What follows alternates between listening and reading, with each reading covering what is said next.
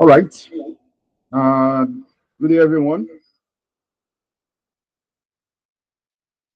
Okay, so I want to welcome you all to class.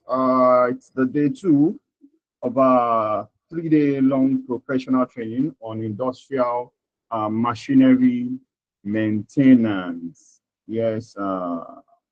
Okay.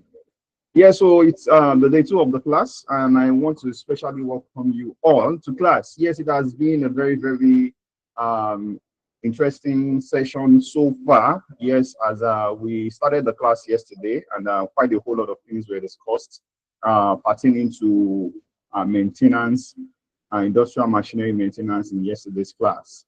Yes, so we did a whole lot, and the resource person, our resource person, that's the person of Mr. James Fani, actually put us through the importance of maintenance, why maintenance, the various maintenance that we have.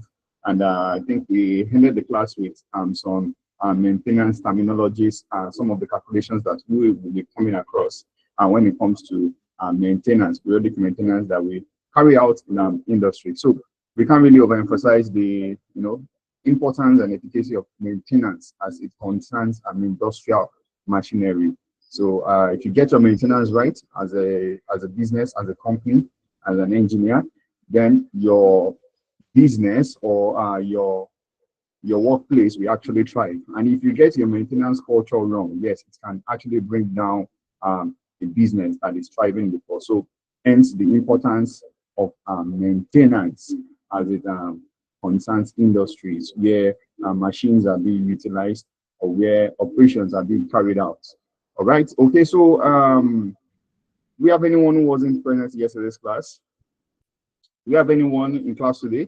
I wasn't present in yesterday's class. Okay, so if we have any, I want to encourage you. Yes, we dropped the recorded video for yesterday's class. So please go back to that class to rewatch that class so that you have a fair understanding of what was taught in yesterday's class. So that by the time we setting into today's class, you won't get confused or be a stranger to what the resource person is going to be talking about. Yes, because in today's class, we are going straight into calculations.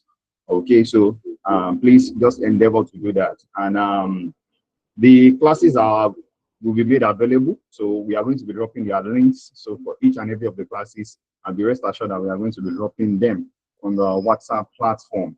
All right. So I mentioned yesterday that at the end of this training, that is tomorrow, God willing, we are going to be dropping the assessment. There's going to be an assessment assessing you on what on if you have understood all that has been taught in this training so far. So aside for it being a means of assessing your understanding of what has been taught, it's also a prerequisite for you to get in the certification for this training. So information relating to the certification for this training needs to be dropped on the WhatsApp platform for your perusal.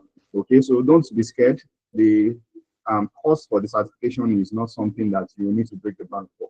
Yes, we have a discount policy that we operate on, and trust me, you are going to really benefit from the discount opportunity. So what I would advise that you should do is once that discount offer is out, try as much as possible to seize the opportunity because it's for a limited time. I think our discount only lasts for I think about a week or thereabouts. So try as much as possible to tap into the discount offer opportunity that we give on this training, industrial machinery maintenance. Nevertheless, let's go to the business of the day, which is the training itself. So yes, the experience we had from yesterday's class is a very great one, and today promises not to be anything inferior to what we had yesterday. So we'll continue to learn, to continue to get better. So I will always encourage you, yes, once we are done with this class, don't pause your learning there. Learning is a continuum. So try as much as possible to do further studies, research, in order for you to get better. Our goal as a company, as a brand rather, is to be able to help organizations, companies, businesses achieve the desired outcomes of their business goals. So hence our trainings that we put out and for you to benefit from. So please let us work together, tap into this train that we are driving so that you would help you to achieve that professional goal or that professional height that you have always aimed at. All right. So yes, our resource person is here. So this training is brought to you courtesy CUC Concept Training Company Limited. So you can Google up. The name is on display. You can Google us on your web browser to know or to find more about us. Yes, we've been into the business of training for a while, and trust me, when it comes to you getting the best of value from our trainings, we are actually an authority at that. And trust me, in our classes, you would have the best of experience. Okay, let's go straight into today's class. Do we have anyone who wasn't present yesterday? I just want to know, so to see those who weren't present in class. Yes, we actually take attendance of many of our participants. So be rest assured, yes, we are taking records of everything that is going on in every of our classes. All right. Okay, so our resource person is here. Yes, I think I just saw him popped in. Yes, Mr. James, good afternoon, sir.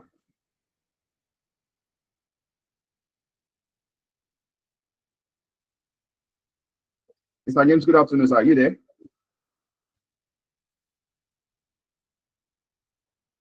All right. Okay. So our resource person is here. So in a short while from now, the next voice you are going to be hearing will be that of our resource person. That's the person of Mr. James Fanny. Okay. So we are streaming live on YouTube. Yes. Yes. For the majority that couldn't join me in this Google Meet link, via this Google Meet link, rather, you can also join via that YouTube live platforms. Okay. So please, yes, you can share the YouTube live platform. Yes, if you have colleagues.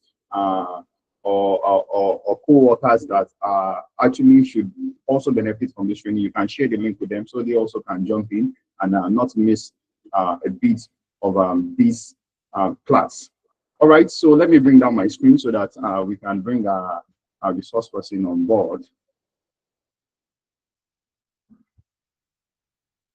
So the rules of the class are the same. So just try as much as possible to, if you have a question, just signify by raising up your hand. So we'll give you the opportunity to ask your question at the end of the class. Okay, so the rules of the class are the same. Just try as much as possible not to interrupt so that we all can have a smooth learning while the class is going on.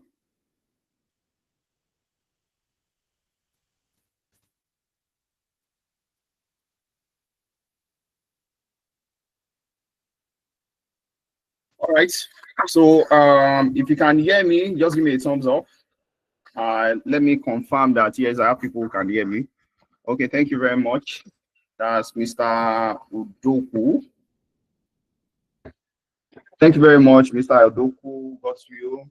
Maduku Samuel, thank you very much. All right, so let's set for today's class. Yes, thank you, Samson. Thank you so much. Yes, the next voice you'll be hearing with that of our resource person, that's Mr. James Fanny. Okay, so please let us enjoy the class together.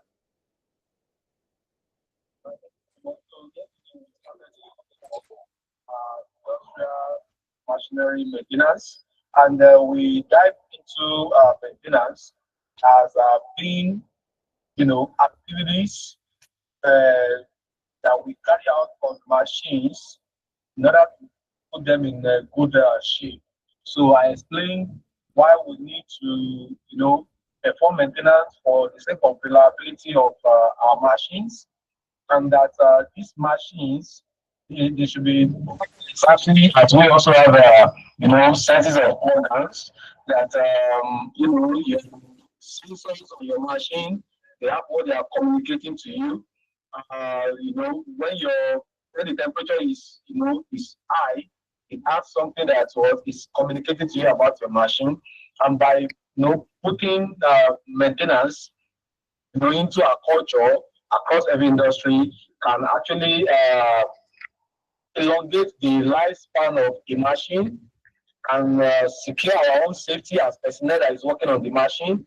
It can also give us a good reliability so that the production of the company also will not be affected. So yesterday also we discussed that what it costs, to perform maintenance is very negligible, or let me say, it's just a percentage of you know, what it may cost you to replace a machine or to deal with what a downtime. So in other words, it pays for us to maintain machine than for them to actually what fail. Okay, because when they fail, that you may not guarantee, depending on the or on what caused the failure, you may not guarantee the uptime. So the downtime, you know, might actually what longer than you expected. But when we perform necessary maintenance on the machine, it's guarantee what reliability. So I ended yesterday's class with we discussed a whole lot. Yeah, that yesterday, but I'm just trying to like give you. I still appreciate our moderator. I think he dropped the recording of yesterday's class. So I promised you yesterday that we would look into MTBF, that's mean time between failures, mean time to repair, okay? And also, I discussed one yesterday, mean time to failure. So let me share the screen from this, my other device.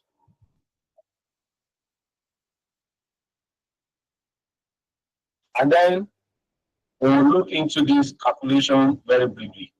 I think I still have the page.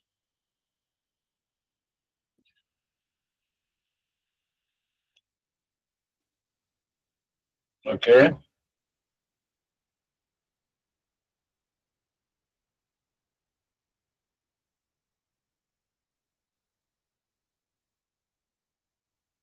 So we'll look into this calculation together. So I really want you to please give me your undivided attention in order to really get this calculation once and for all. So I'm going to be using some illustration. I explained yesterday, you know, some people will say they will call this mean time. You can see it as mean time between failure or before failure. Okay, so I choose to call it mean time before failure. So let's first deal with what mean time, okay, before failure. Okay, mean time before failure. So let's say we have a machine, okay, that runs for, you know, they run this machine, the uptime of this machine is actually 10 hours. So I'm going to write that uptime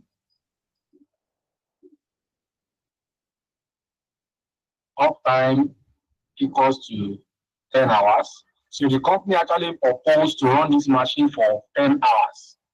Okay. And let's say within that 10 hours, we have some failure that occur. Let's say failure. And let's say this is downtime. So the first failure occur, and we have another failure that also occur here. So this failure that occurred here lasted for 2 hours. That's the downtime. And the failure that happens here lasted for 1 hour. So from this, we can easily see that our total operation time. So total operation time will definitely be that. Yes, our uptime, or let me say our proposed production time, okay, let's use that so that it will not mislead us. Our operation time. So this is the operation time. The company actually wants to run this. They need this machine to run for 10 hours. Okay. But right now they have about 2 downtime, which is 2 failure. Okay. And this 2 failure actually one lasted for 2 hours The other one lasted for 1 hour.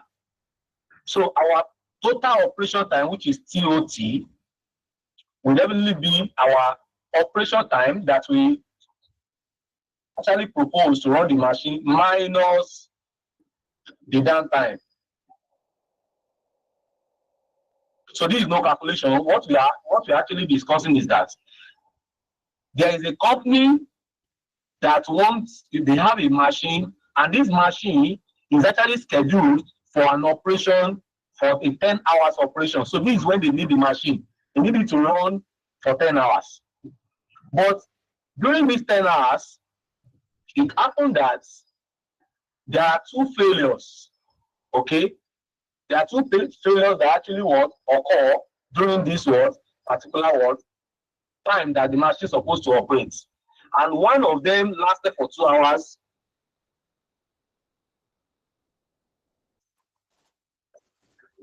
That's good.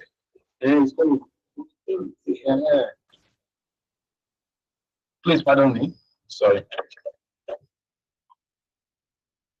Pardon me, sorry. So this failure, the first failure lasted for 2 hours. The second failure actually lasted for 1 hour. So if you want to look at how many hours, that's total operation time, total availability time that the machine has operated now, will be the 10 hours that we needed the machine minus the total downtime, which is 2 plus 1. That's 10 minus this. That gives us what? 7 hours. Now, 7 hours, the machine has actually successfully run for 7 hours. Now we want to know the mean time before failure. Don't forget, anytime we are talking about mean, we are talking about average. What is the average time that the machine actually runs before it fails? That's the interpretation of mean time before failure. Let me take that interpretation again. What is the average time that the machine actually run before it fails? What is the average time that this machine runs before it fails? That will be the total operation time, which is TOT, divided by number of failure that is recorded. And if you are going by this calculation now, that will be 7 hours, which is total operation time, divided by number of failure. How many failure do we have here? 1, 2. Just 2 failure, and that will give us 3.5 hours. What does that mean? By this calculation, this is how company actually predicts, the reliability, or this is how they actually calculate the reliability of every machine. Every manufacturer also do this. And sometimes, when you are talking about industrial machine, we care so much about MTBF. But if you are talking about maybe consumers' goods or consumers' machines, most of our domestic machines, most of us don't really look at MTBF. We don't really care. We don't need them to run for a long time, okay? Or we are just looking at the low cost of that particular machine. But every company wants to actually know for how long can this my machine sustain me. So you can imagine what is the interpretation of this now. It means that this machine will always fail at every 3.5 hours. Once this machine runs for 3.5 hours, it will fail. That's what MTBF that we have calculated actually means. So it means that the reliability of this machine is based on 3.5 hours. That is, this machine, when you power it on, when it runs for 3.5 hours, it will just go off. It will fail. So we are using hours to calculate this. So in case if the hours is now much, and then we run it into this, that's when you see, the company will now say, okay, fine, we have known that this machine will fail for 3.5 hours. Don't forget, yesterday, every 3.5 hours, this machine will go off. Then we go to preventive maintenance. So on this machine now, we explained yesterday that preventive maintenance is a scheduled maintenance. So because we have known that this machine, every 3.5 hours, it will go off. And mind you, we needed this machine to run for 10 hours. In order for us, if you don't have a better machine to replace this machine with, we can now say that what? Every 3 hours, the machine must be shut down for maintenance. So you see that. So that, we have already set the preventive maintenance schedule to be just before the time that the machine will fail. And that would make us to, if we are the one that shut down the machine on our own, perhaps we check what is making this machine to go off. Maybe we have already known that maybe the oil level always go below the normal. Then we top the oil, we clean, maybe there is dust that we have been covering a particular contact or anything, we clean it, and then we start our machine. Then we are sure that the machine will still run for another 3.5 hours. So before it runs for that 3.5 hours, in the next 3 hours again, we shut it down. In some company, you see some machines that their own is 3 days. Okay, they shut it down. And even I have people here that, maybe you are in charge of some maintenance in your company, or you are familiar with some machines that they have, you are familiar with the time that they normally shut them down for maintenance. I would have loved those people to share their experience. So there are some machines that they shut down 3 hours, 3 days, every 3 days, every 4 days. But how did they know that this one should be shut down after 3 days? How would they know that this one should be shut down after 7 days? That's because there has been calculation on MTBF, which is mean time before failure. What is the average time that the machine will run before it fails? So every machine. So what happens when you see a machine with low MTBF? For example, if you see a machine that has MTBF of 3 days, and you see a machine that has MTBF of 7 days, which of them is a better machine? So that's the question I'm asking. If a moderator is there, the moderator is not there, no problem. Just raise your hand. I'm moving to us. I'm with you. Okay. Anybody that wants to answer that question? A machine with MTBF of 3 days and a machine of MTBF of 7 days. Which one is better and why? Ezekiel one. I can see your hands. Ezekiel one. Ezekiel one. Can you hear me? I will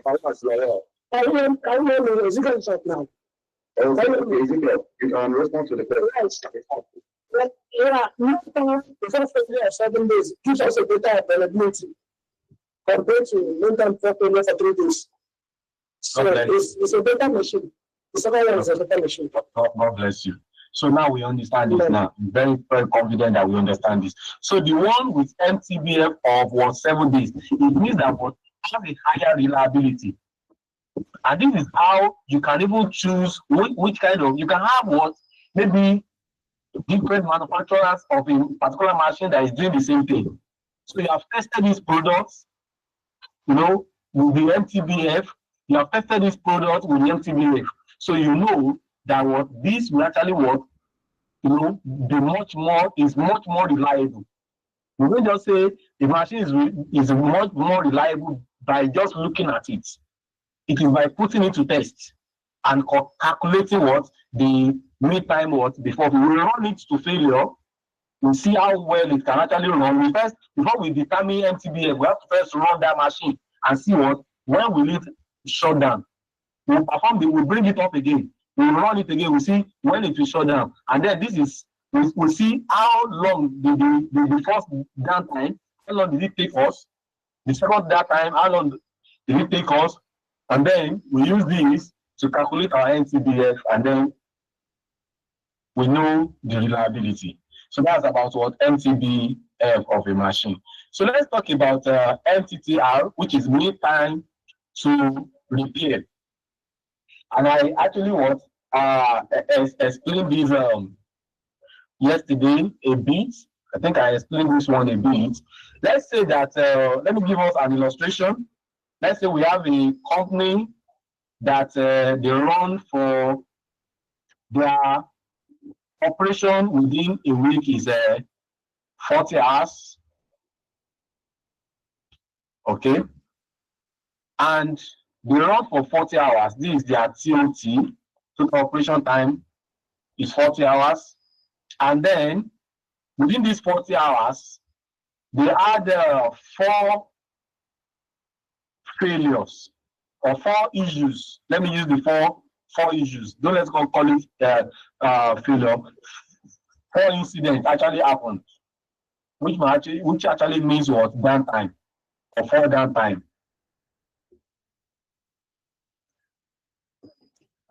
So this is their total operation time. That's for 1 week. They were off for 40 hours. Okay. And then they recorded 4 downtime. But the total time it takes them to resolve these 4 failures, last 1, that's the first failure 1, failure 2, failure 3, failure 4. The total time it took them to resolve this failure is actually what? 1 hour. When they calculated it, that, oh, we recorded 4 failures, so how long did it take them to bring it up the first time, second time, third time, fourth time? So they had all the time together, and then they see that, okay, it's actually 1 hour. They use 1 hour to bring to resolve the 4 failures that they recorded. So how do we know our MTTR? That's mean time to prepare. Don't forget mean. Mean, of course, we remember what mean is. If I say find the mean of 1, 2, 3, 4, 5. I hope all of us are familiar with that. We had everything together. Okay. And then we divide by the number of this number, which is what? 5 numbers. That's 5, and that will give us what? 3. Okay, that's what mean. Actually, and that's what we are doing. So we want to find the mean time it will take us to always what? Respond to failure, or to always bring up a machine that actually what? Fail. So if we have to do this, 1 hour is actually what? The time. And the number of failure recorded is actually what? 4. So we can convert this to a minute, which will give us 60 minutes divided by 4. And that will be what? 15 minutes. That means that what? Our MTTR is actually what? 15 minutes. So in other words, if we are going to what? Interpret this, MTTR let us know the responsiveness of our what? Of our maintenance team. How long does it normally take them to resolve a problem? When you want to get contracts from a particular company, like I've worked with a company before, I won't mention name. Many of us that have worked in telecommunication industry, we know that all these telecom industry like MTN, Glo, Etisalat, they do not, before when they started, they normally employed the site engineers themselves. Those are the site engineers that manage all that maintain all these their masts, all these their sites. So they used to employ them in those days. But later on, they wanted to do away with that load, that stress. So they started giving contracts to some maintenance company that way, they can sign a contract of 5 years, 10 years. So they are going to be on maintenance of all their sites. And there is always deal with them that what are the allowable or the tolerance time for a particular site to actually go down. What is the tolerance time? It is when this company actually default with the tolerance time, definitely in their calculation of remitting the money to them is going to actually affect that company. So the company I work for was a company that actually got these contracts. Okay, many of us may who have the idea of telecom will actually know what I'm talking about. Because in every mast, you have the electronics guy and you have the power guy. There are some people that the engineer is just in charge of the power. So it's the one that you will be seeing that will be coming to site to check the diesel level, to maintain the diesel generator and all that. Those are the power guy. The electronics guy, they are the one that will be opening those all those transmitters, checking them.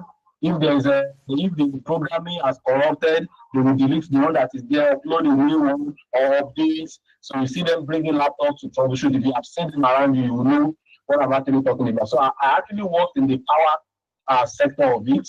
So one of the things that they care so much about, that's where I'm going, is the MTTR. That is the responsiveness of your team. We don't say that there will not be downtime. Of course, downtime will always happen. Like we explained yesterday, maintenance are of different types. If it is not preventive, it can be corrective. And in most cases, it is not that you do not perform the preventive maintenance. In most cases, or let me say in few cases, there are few occurrences like that it's not just because you do not do a good preventive maintenance, but something may happen that the machine will just fail, and you have to repair it. It might be a major failure. It might even be the part of it that you never even touch during the maintenance. So anything can happen that can make a machine to fail, whether you perform a good preventive maintenance or not. But just saying that good preventive maintenance will always reduce the occurrences of such failure. If you perform the maintenance very well, yes, it's okay. We have people like I had a funny story of a man who cares so much about his health, and because of that, he normally take all these Eva water. I'm sorry to mention the product Eva water. We know that is a very clean, water. So it is not the Eva that is using, but he also pay attention to what I'm trying to bring out from there. So he was actually taking clean, source of water that, of course, many of us know that if you go to hospital, if you want to use drugs and you carry Eva water that you want to use to take drugs, you are considered to be safe. It means that the water is very, very clean. But for this man, despite taking clean water and all that, you can imagine somebody, if you want to eat, the water that he drinks and everything, he was not even, preparing with sachet water. No matter how pure you think that you advertise it to him. But he fell sick along the line and he went to hospital. And when they diagnosed him, they said that he had typhoid. The man was surprised. He told them, I take clean water. He said, you have typhoid. That's why he now began to have the orientation that typhoid does not really mean that it does not have to do with water alone. What about the food that you eat? You can eat any contaminated fruit and all that. So the educated is just okay. So if I can actually contaminate, if I can deal with the typhoid, despite the fact that I care so much about the kind of water that I drink, as from that day, there is no kind of water that you give this man that he would not drink. Bring clear water, bring anything. After all, he has taken clean water before. He said he should just be taking anyhow water now. If after all, I'm not actually safe. So what am I saying in essence? You can do every preventive maintenance on your body. That doesn't mean that if you want to fall sick, that you will still not fall sick. There might be anything that can trigger sickness. And likewise on machine too, you can do all the preventive maintenance. It is still possible. The percentage may be very small, but yet a machine may still fail. So there will be need for us to have a good responsive team. And this is what qualifies you as a maintenance person. It is not enough for you to know what to do, but for you to do what you have to do very fast and very quick, such that you will be able to actually reduce the downtime. In those days that I work in such an industry, you will have a walkie-talkie attached to you if you are a maintenance guy. Even if you are in operation also, you have a walkie-talkie, and you will be communicating 24/7 what you are working on. What is the progress of what you are doing? When do you think that? That's the question they will be asking you. When do you think that this machine will be up? When I was working in that telecom industry, they will call you at night. Your support engineer, because I was the senior field engineer, my support engineer might be, because I briefed him about everything, I carried him along. He will brief me, then they will say that no, they don't want to hear him. That I should go and wake me up. I must be the one to actually give that report. Because not everybody, all those, superior to you, what they are after is that they want to reduce the downtime.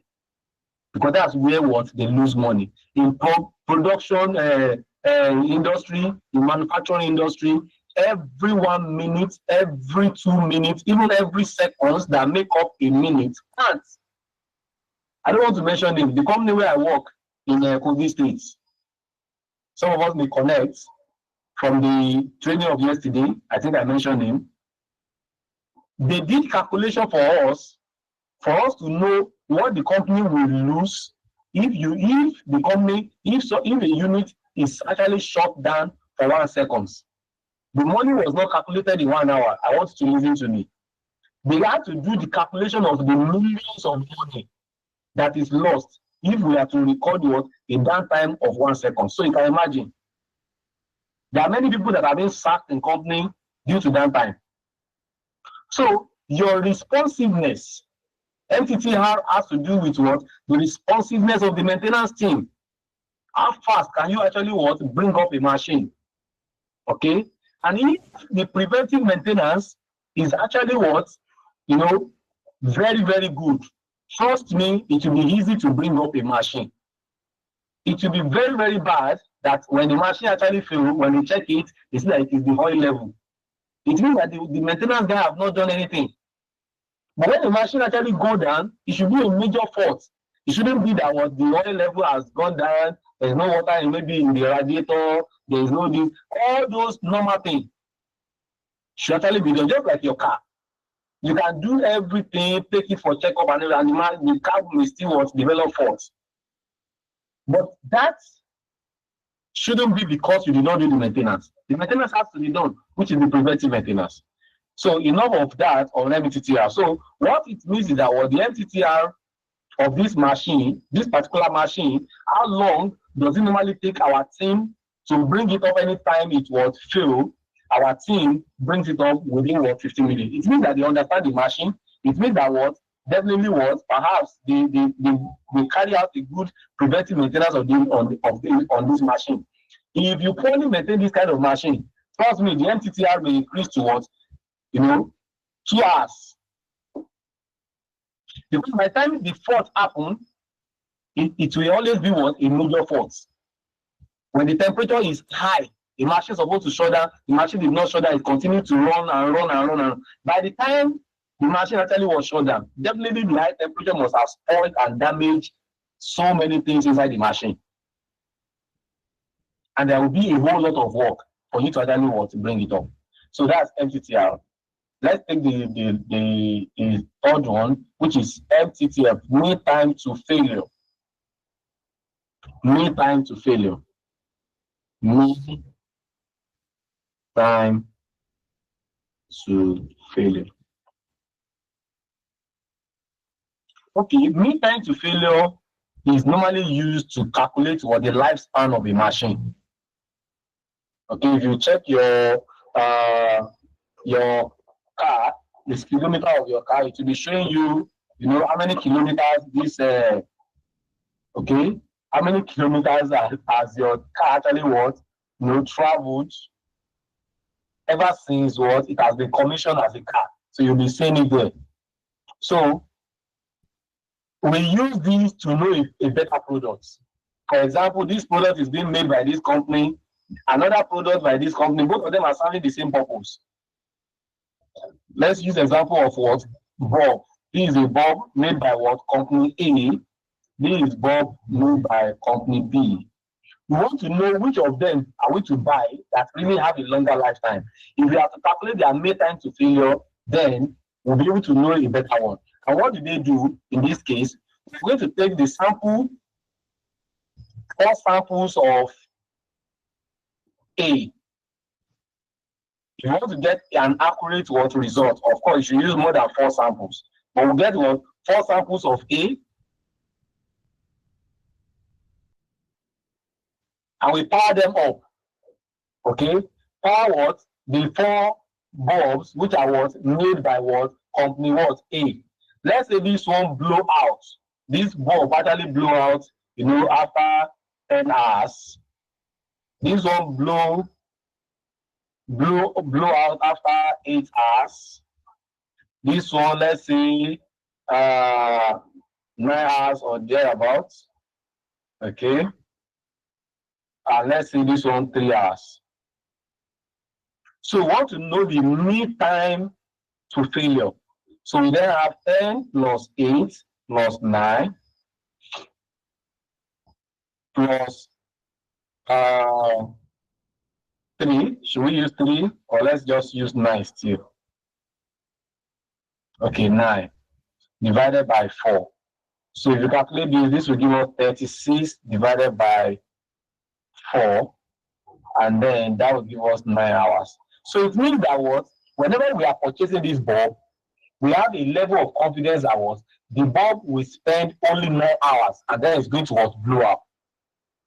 So the lifespan of this bulb is actually 9 hours. The mean time to failure of this bulb is actually 9 hours.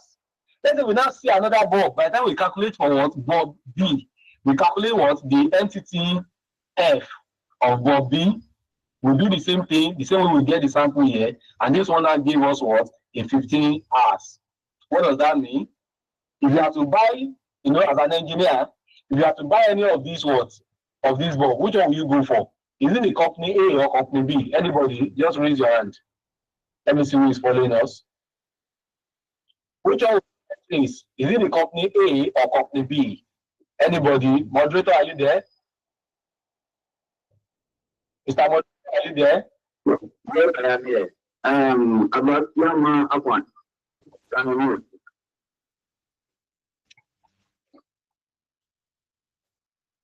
I'll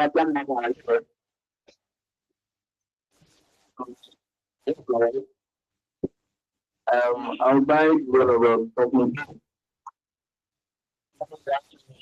One time the failure is 15 hours. Buy the number of questions in 9 hours. It means that we have decided for higher than the average time for so I think I have more time to use the bulb B than and I was on the time I was saying, thank you so much. So Tony Hans, you can unmute your mic. Okay, good afternoon, everyone. Yes, good afternoon. Thank you for the lecture. It's a good one. Seriously, I will go for company B. Right. I will go for the product of company B. All right. Thank you very much. But please, I will want you to.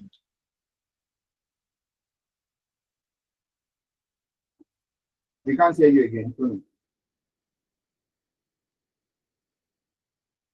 How you see that, you say that, why did you like this product? Is this product, it's not just by mistake. It's something that you can also try. These are experiments, okay, that people actually do. They intentionally find a study, if it is a bulb, just a bulb, for example, that be a different kind of machine. You just want to know how long it will actually take before this machine actually pack up. So you see some companies that normally do new editions of their product, like they normally improve on their products. All these companies that make cars. So you say, oh, these Honda, so they will make another advanced one. These are the things that they actually improve on. So they want to improve on the lifespan. Sometimes they want to improve. They use the MTTF of the last version to actually create the new version.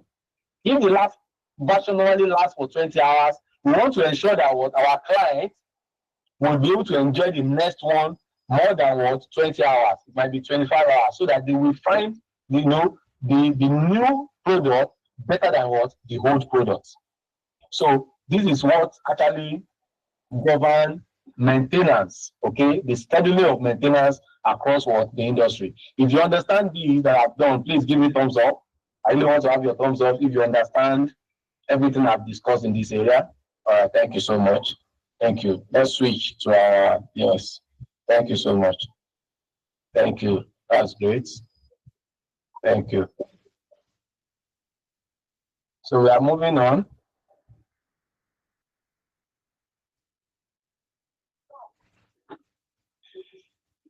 So this is what we discussed, the extent to which we discuss. Yes, there are so many things for us to discuss. I've run through the types of maintenance. I've run through that.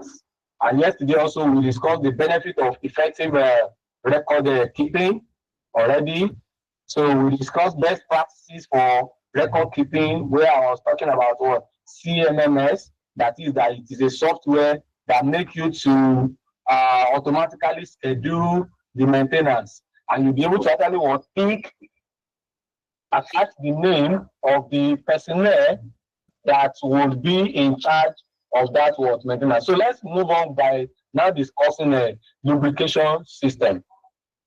So briefly, I mentioned it yesterday, but we just want to elaborately look at what lubrication system of maintenance or in machinery actually entails, because it's part of the things that you touch when it comes to maintenance. The first thing you need to understand about lubrication system is that we use it to actually reduce frictions in machinery. And talking about friction, because I believe that we have a lot of people that are engineering oriented among us. So friction happens when, you know, a metallic surface, let me use a metallic surface, because that's what it's necessarily not to be a metal, but because we are dealing with machines. So you can see when you take two metals and you rub them together, what will happen is that there will be a restriction in their movement. So imagine you take two spoons in your kitchen. You are trying to rub them on each other. Notice that effect.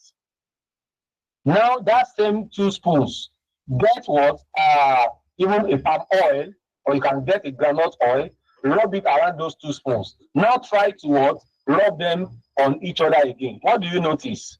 So you can actually try that out. Try it out if you have not practically seen the effect of friction before. So take two spoons, metallic spoons, rub them on each other, feel the movement, and now put oil around them. Try to rub them on each other and see the movement. You will see that when you apply the oil, they are going to move, much more freely on each other. And that's how to actually reduce friction. It is that restriction of movement that we call friction. So when you apply lubricant, they reduces friction. They also prevent corrosion. So if you check, you see that we now use electrolysis to electroplating. How many of us may actually know what I mean? So it's part of the benefit of electrolysis, back then. So electroplating simply means that if you look at some of the spoons that we use now, in those days, I don't know many of us that make those kind of spoons. They were actually made of metal. You see them very heavy. Even before you put food in your spoon, the spoon itself is a load, is stress. Until we now begin to have all these stainless spoons that actually was being electroplated with silver. So they are coated with silver. So all these things, this coatation is to prevent corrosion. So also, if you put oil, you oil the metallic or rotating part of the machine very well. It helps them not to corrode. Okay. Lubricant also helps to remove heat. Many of us even practically do this. Okay, if you have a burnt, if you sustain a burnt at home, you will quickly get palm oil. You say you are dipping that place that is burnt, you want to put it in palm oil. Why? Because you believe that the palm oil can actually help you to extract heat out of that burnt place. So some of these lubricants are also for the purpose of removing heat from a machinery. Because excessive heat will always damage some part of the what of the machine. So we want to apply what lubricant to remove it. Some of these lubricants are also meant for cleansing. Okay, I explained this in the last class. They can remove a debris. Let's say you have some part that eventually, wears and tears and all that. This oil being in the system can really separate what some dirt, okay, from such what system and prevent what further damages. Okay, and eventually applying what the lubrication system, making the lubrication system to be intact will also help us to improve what the efficiency of the machine. What is the efficiency? When you reduce friction, you are going to use a lesser energy. The energy consumption will be what lower because machine won't have to struggle to overcome what friction, to overcome the opposition, to overcome the movement that is not what smooth. The machine will not struggle to move. The rotating part will not struggle to rotate. So if there is no struggle for them to do all this, you will need less energy to rotate them. And that will also what kind of what help your power. And you can see what power generation is actually talking right now. You can't really imagine what many production or manufacturing company who have to provide their own electricity, you don't know what they may actually be going through right now, especially in this part of the world. So if there's anything that you need to do, which is, you securing what the lubrication system of a machine.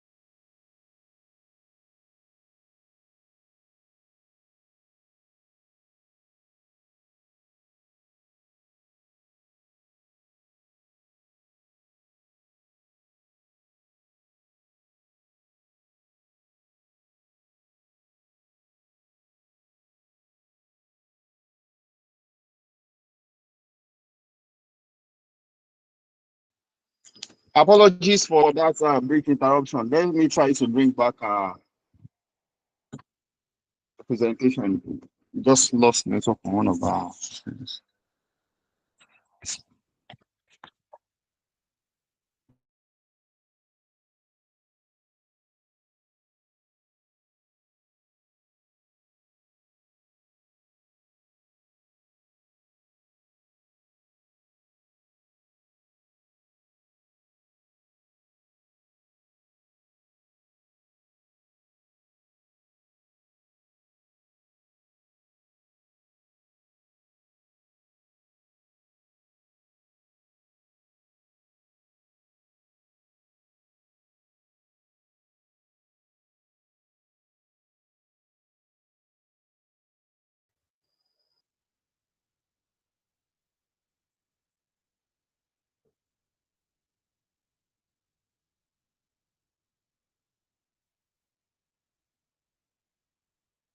So we apologize for that brief interruption. Please let's continue with the class. Can we all hear me? If you can hear my voice, please give me a thumbs up. If you can hear my voice, please give me a thumbs up. Okay, thank you very much, Mr. Sampson. Please let's continue with the class. Sometimes people also look at cooling system as lubrication system, but I've explained some lubricants also, they cool down the system. Why do they cool down the system? By removing the heat. But we have to discuss the cooling system, differently. Because cooling system is actually centered on, regulating the temperature of the mechanism. So we have to, you may have your fan, you may have a cooling fan, okay, that is actually extracting heat or blowing out heat from the machine, or blowing air, compressed air on the the part of the machine that may heat up. When you look at your electric motor, You can have what? Overheating. You can have a insulation failure if the fan, the cooling fan actually failed. So when it's overheating in the machine, if there's any part that is insulated, the insulation will break down. All those wires that are used to coat your coil inside your stator, your armature, everything will actually bounce. And once you have one phase already touching the other phase, what will happen? There will be a problem. There will be there is a short circuit in the machine, and then the machine will have to shut down. So cooling system regulates the temperature, and of course, by regulating the temperature, it will prevent damage, because high temperature or excessive temperature will actually damage the part of the machine.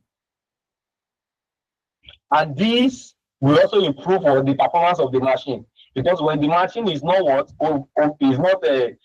overheated, of course, there is no way the machine will work that some part of it will not generate heat. Of course, what we are saying is that the heat that it will generate must be machinery friendly. That will be friendly to that machinery. Of course, as human, our body generates heat.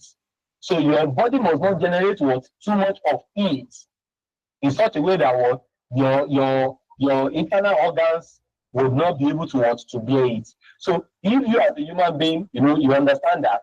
So think about machine also. The machine also, definitely when they are moving parts, there's no way, no matter how you work on reducing the friction, there will still be some level of heat in the machine. But it has to be friendly to the machine. Okay, we will also discuss in your maintenance, you must have seen different kind of lubricants being used. That sometimes some machines actually make use of oil, lubrication, and all these things. When you pay attention to most of those machines, there are peculiarity of machines that use oil for their lubrication. For example, if you see most of these heavy duty machine, like your tractor, okay, like your forklifts. So when you see them, you see that most of them make use of hydraulic as their power source. And anything that is hydraulic is oil. Oil is actually the one that is generating power there. So when you look at most of I show you the example of I show you the picture of tractor, the forklift. I show you the example of all those ones yesterday. The car lift and all that. They use oil because they work on hydraulic. And oil is also used to actually lubricate them. When you look at some machines that make use of grease, okay, there are some machines that make use of grease for their own lubrication. So you can use grease if the moving part in that machine, or the part that is supposed to lubricate, if it's not easily accessible. It's not something that you can be accessing from time to time. You may have to actually use grease, to actually grease that part. Since it is a place in the machine that you cannot be going there frequently for you to actually lubricate. So there are some machines, if this will actually sound funny, hardly will you see a machine that use water as lubricant. But we also consider in maintenance, we consider water to be a lubricant. Because definitely what lubricant does is to, part of the work that lubricant does is to remove heat. Water can also remove it, especially in human body. Our own lubricant. Many of us don't know that human body also have lubricant. And our lubricant is the water in the body. That's why it's lubricating your elbows. If you have seen the anatomy of human being before, the skeleton of human being, see the body of human being is made of bones that rotate on another bone. So when you look at all these joints, your spinal cord, your tissues, water is the lubricant that you are making use of. We also have some machines that make use of gas lubrication. When we're talking about pneumatic powered machines, anything pneumatic, when you hear the word pneumatic, it is air. And when you hear the word hydraulic, it is oil. So the pneumatic, there's some machine that use gas as their own lubricant. We have some cooling system also. I've mentioned the one of what air cooling system. We have the water cooling system. We have some that also make use of oil to cool down. We have evaporative cooling, and the last one is what heat exchangers. Of course, if you know the working principle of your air conditioner, and your fridge and your freezer, these actually make use of what heat exchangers. Your AC in your room, you will feel cool inside the room. But what happened? So the AC is just extracting the heat in the and then that heat is being what evaporated out. That's why when you go to your radiator outside, you see that what it will be hot outside and inside will be what cool. It's just extracting the heat. What is that particular coolant? What is that coolant inside it? It is what? Gas. So when the heat inside the house heat up the gas will what expand. And then when it goes through what the circulation, it will not reach what the instead of the fan will extract it. That's the radiator fan will extract it out. Those heat will escape through the water radiator, and then the gas will go again, get heated up again. The heat will be what it will be extracted out. The gas will circulate again, get heated up again. Why is it becoming heated up? Your breath inside the room, the little heat inside the room until the temperature of the room actually drop. And then you say that what it is cool inside and hot what outside. So what is the best practice when you are dealing with lubrication and cooling system of a machine? It's very important, especially I'm already talking about the mechanical aspect of what maintenance now. So what is the best practice? The best practice is regular maintenance. That's preventive work maintenance. There is no maintenance that supersedes preventive maintenance. And this is the problem of industry. We discuss with, the problem we have is people's orientation. Most of the problem and the downtime across industries are human caused problem. Why? Because of the attitude of people towards maintenance. The first is attitude of people towards the work. Many people don't like the work that they are doing.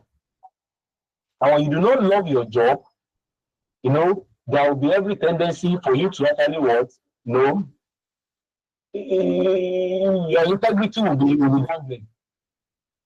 A lot of people are like that. Most of the factory workers, perhaps most of them are not really happy with the job.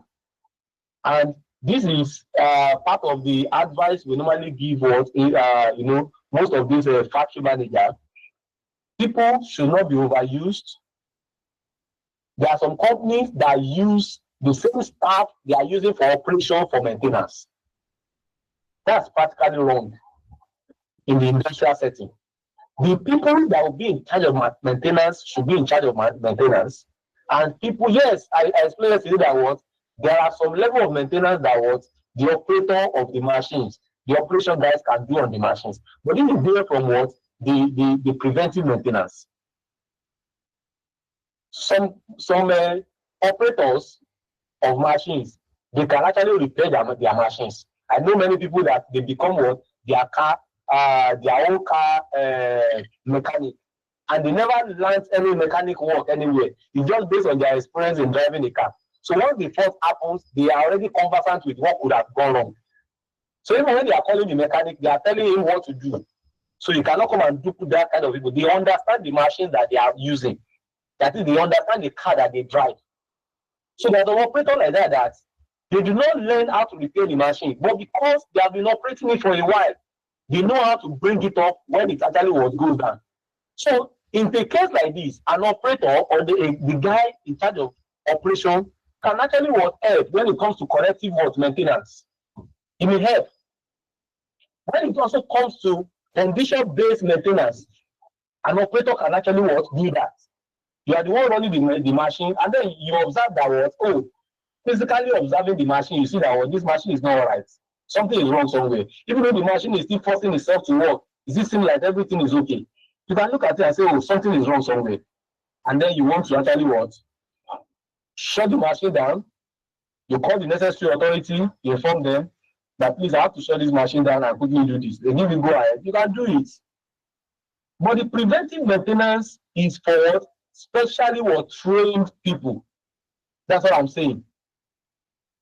And that's the regular maintenance. You know, regular inspection, regular lubrication, regular improvement on the cooling system or monitoring the cooling system. It is very, very important. That's the best practice, okay, for lubrication. Another thing is that when dealing with lubricants and cooling system, you have to be careful when you are selecting what the lubricant itself. Many of us don't know that you know, the best lubricant to use in Toyotas is for you to actually buy, you know, the specifically recommended what lubricant. Every manufacturer, okay. It was the day I used what a kind. I bought I went to a mechanic workshop, and they told me now you have to change this oil. And meanwhile, it was an emergency breakdown of my car that made me to go there. He is not really the one that normally work on my car. So when I got to the actual workshop where they normally maintain my car, and I told them that they changed the oil, the guy in charge of my car was very, very angry. So why didn't I call him? He could have come from to speak with them before they changed the oil. In fact, I was so shocked. Because I actually bought a very good product. But he said that, well, yes, it's a good product, but it's not the one that is recommended for my car. So a lubricant might be good, but is it the one that the manufacturer actually recommends for that machine? So you need to check the manual and be sure that the lubricant that you have chosen. Many companies don't do this. They just say, oh, that's what we use, and then they begin to put the. And the repercussion is that it will definitely affect the lifespan of the machine, whether you like it or not. This person must be eating rice. You said because beans is sweet, or you go to hospital, they said you should not eat this kind of food again. The doctor said based on your health, you should not eat this kind of food again. It does not necessarily mean that the kind of food they ask you not to eat, they are bad. No. They are not just good for your health. Other people will be eating it and it will be nutritious to their own body. But for you, it has become something almost like a taboo or poison in your own body. So you should avoid it. So that they said that you should not eat beans again does not mean that beans is bad. Beans is actually good in its own.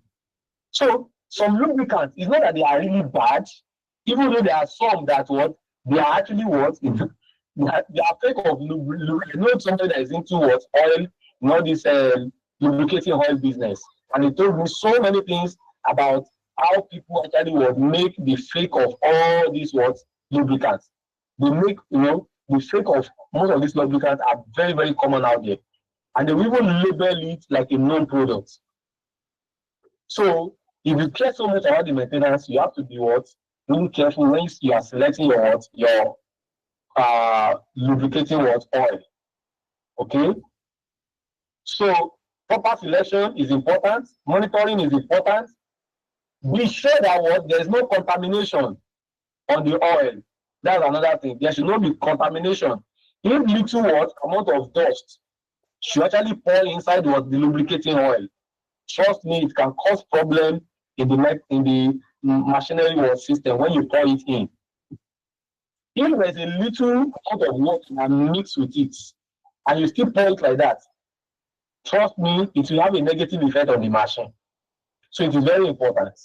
Not everybody can also lubricate machine. People should actually be trained. It is a simple thing, but you have to be trained. Like why I'm saying that you need to be trained is that it takes people who have actually, let me show you something. Let me relay something with you quickly. It takes only people who have been doing this to actually know the repercussion and to adhere to the instruction of the manufacturer. Many of us have seen it. If you have seen this in some mechanism before, you let me know. I want to draw something.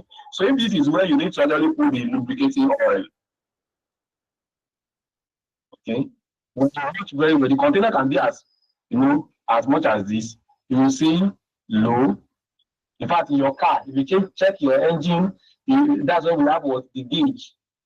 Okay, if you check the engine oil level, you will see that what even that gauge that you are using is actually being marked. You see the mark here, you see the mark here.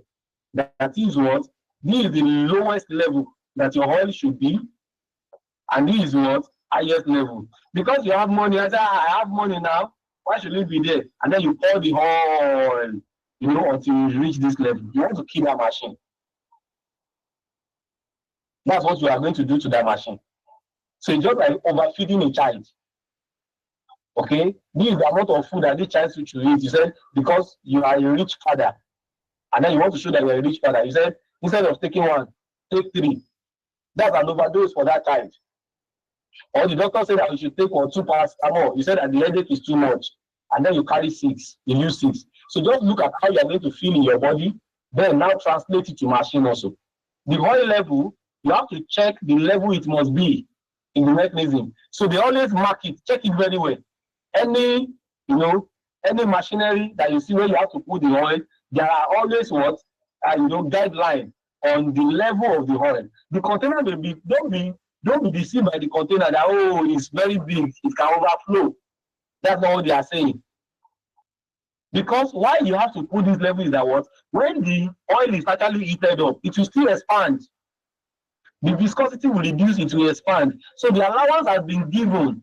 This allowance that you are seeing up here has been given for the expansion to occur. So imagine that when you feel it here, what will happen if the oil is actually heated up? There will be spillage, and this spillage, I've heard of somebody before that oil actually spilled and entered the dashboard of his car, enter everywhere in his car.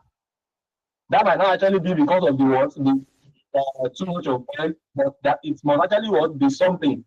The oil mechanism, either it is not well tightened, either it overflow or anything whatsoever. So you must always check the level, and that is why I was explaining that the personnel that will do this must be trained.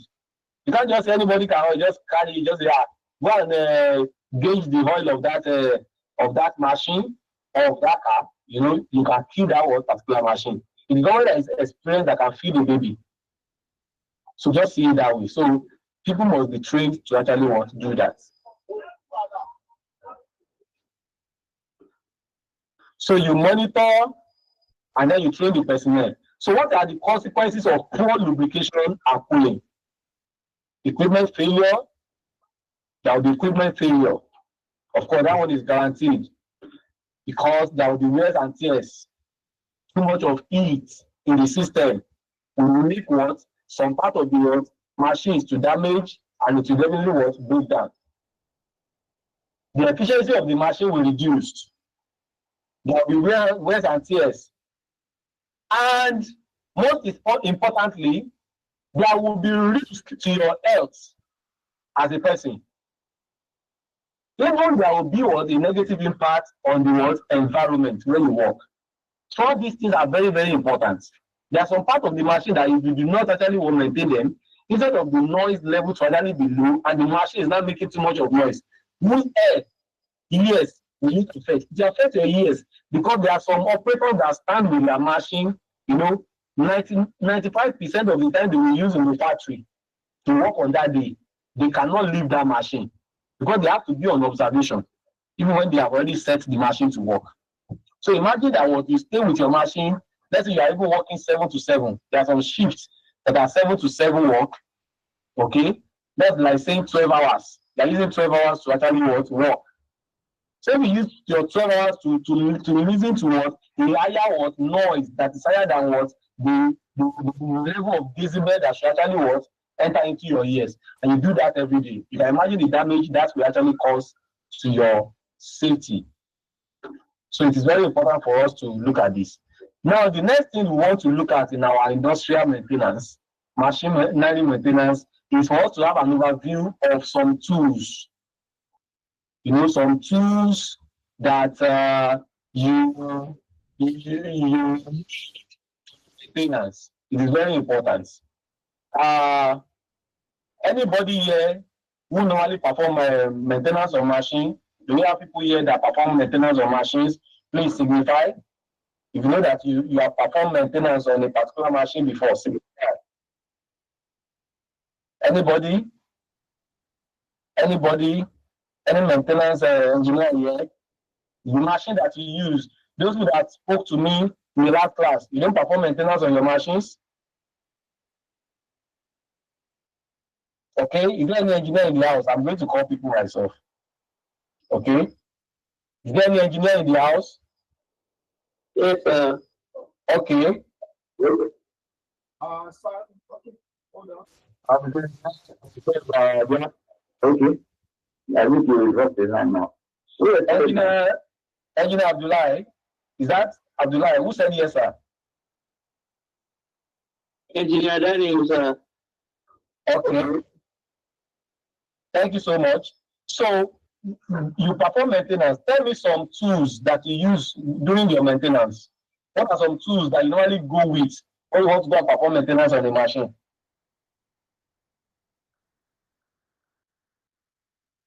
Are you there? Yes, sir. Tell me some of the tools that you normally use for your maintenance. So I'm seeing Osar Olugwe. Okay. Yes. Hello, can you hear me? Yes, please go ahead. So go ahead with your question, please. Yes, what are the tools you use when you want to carry out your maintenance? We have different types of tools now. We have different ranges. We have chain block. We have pneumatic range, hydraulic range, and we have our manual ranges, which are like your spinals, screwdrivers, pliers, and the rest of them. Okay, peculiar to your field, your profession, when you want to carry out your maintenance, you know. Mm, Okay, thank you very much. yeah. Yes,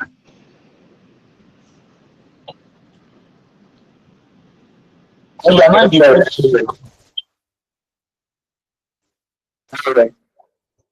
are you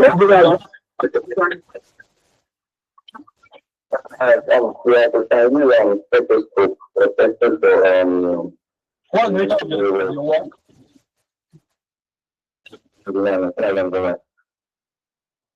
Mechanical engineer? Okay, so what do you use in your own maintenance? In your own maintenance, what are the tools that you use?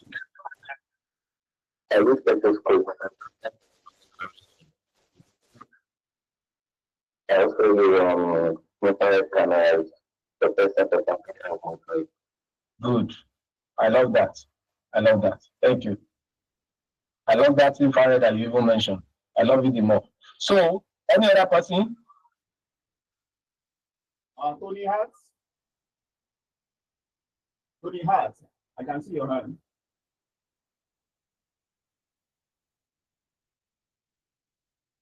Tony Hart, you can mute your mic. Venture Oyoma, I can see your hand. Venture Oyoma.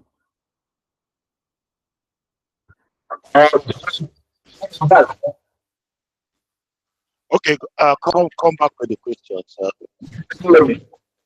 Our data is our class on record. Yes, I got the record. Okay. Is that Tony Hart? Yes, can you repeat the question, please? Yes. What are the maintenance tools you use to carry out your maintenance? Okay, the tools we carry out, we used to carry out our maintenance.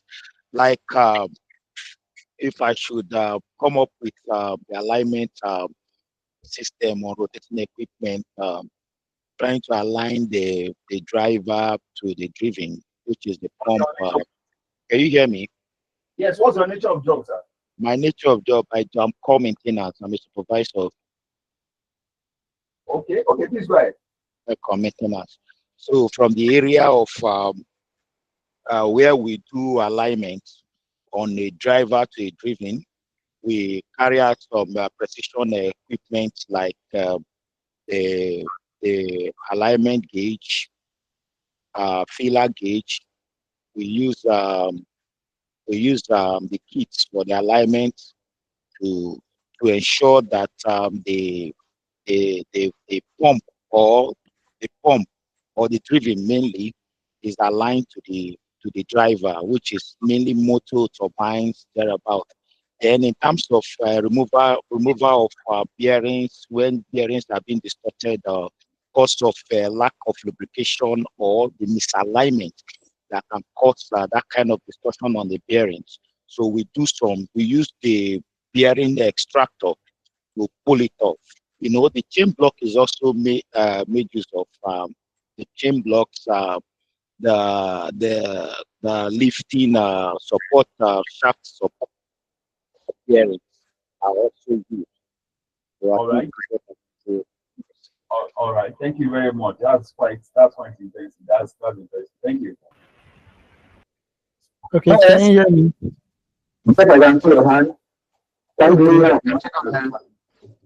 Yes, I will. Mr. Professor, I'm teaching biomedical engineering, and the equipment usually, the tools, usually go around with my maintenance, it's usually my digital motor, my current keys, and touch push. That's the key. So, thank you so much. That's DPO. Thank you so much. I appreciate you. So that is exactly what we wanted to do now. We just briefly look at those tools. Of course, they are not things that we spend too much on. Can you hear me? Can you hear me?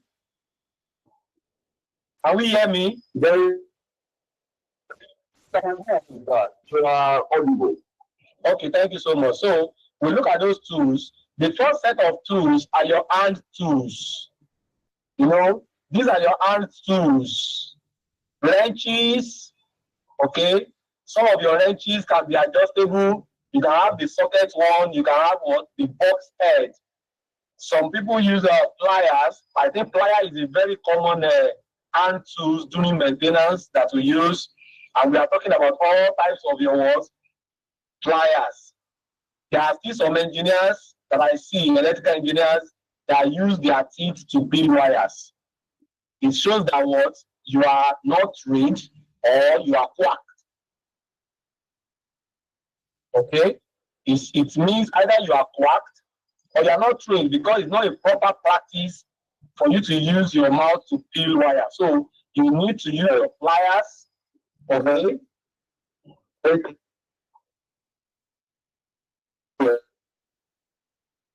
Please mute your line. Who is that?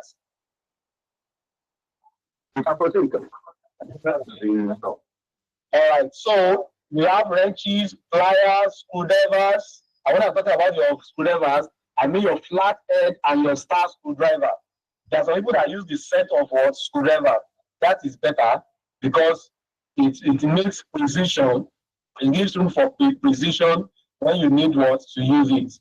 So hammers. Yes, somebody said most of the time you have to come with pliers and screwdrivers. Yes, they are common tools. So people go with hammers, especially the mechanical guys. I've seen them a lot. Maybe you want to, there are some joints that you need to, the way they do it, they put something like a chisel on that joint part, and they have to use the hammer to hit it so that it will come out from the other end. So use hammer, some use tape measures and levels just to check for their oil level, coolant level and all that. Some make use of the utility knives. If you have seen utility knives before, let me see. I think I have a collection of some pictures. Okay, I was thinking I have those pictures. So you see some set of pliers, screwdrivers, utility knives. Utility knife is for, you can use utility knife for those that normally use their teeth on wires. Utility knife, you can use it to actually peel off the insulator of your wire. There are some wire that you may not be able to use plier on. Okay, maybe because of their thickness or yes, because of their thickness or the kind of conductor that is in them, you will not be able to use pliers. So you use your utility knife.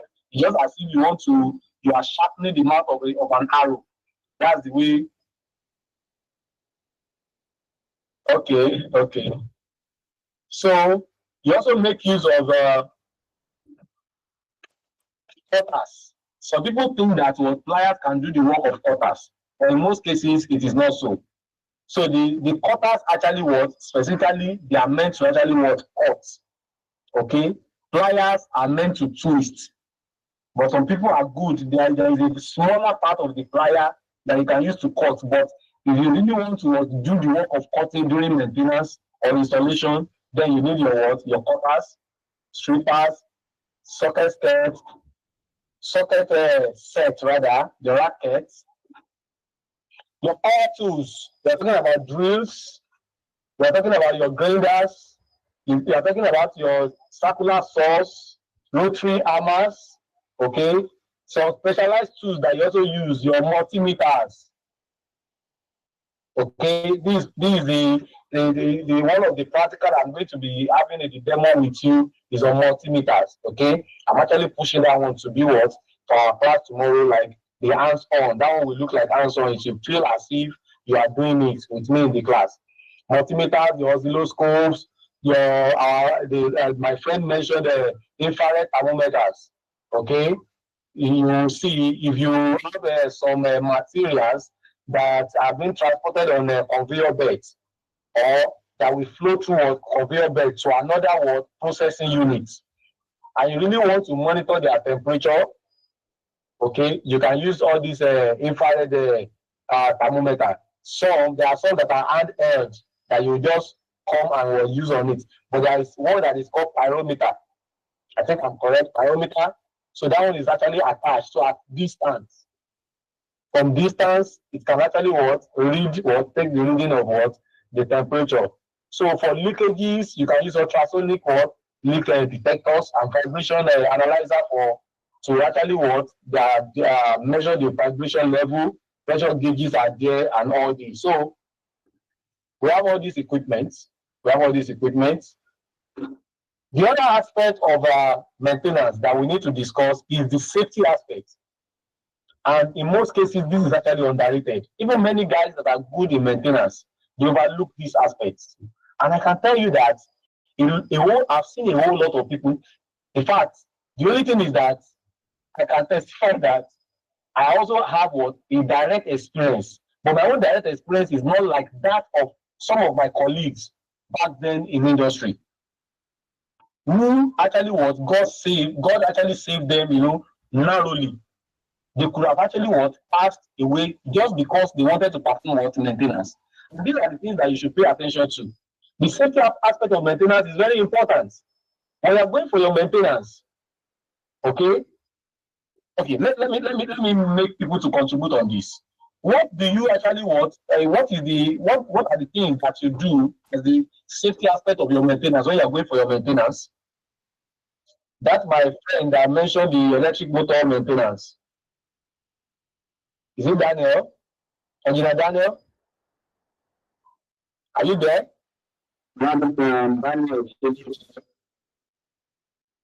Okay. So what do you do in the aspect of your safety when going for your maintenance? Are they there with us? Okay, I think I can show.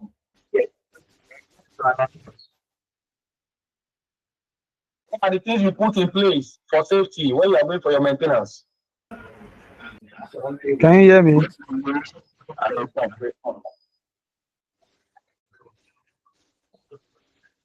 Solomon Idoko, Yebuchi.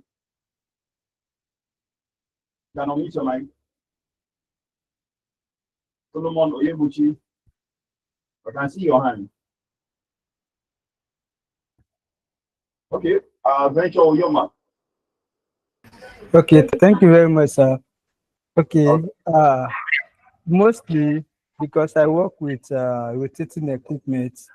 So first thing I need to do is to ensure that every movable part is properly covered. Like where we have your beds, your fan.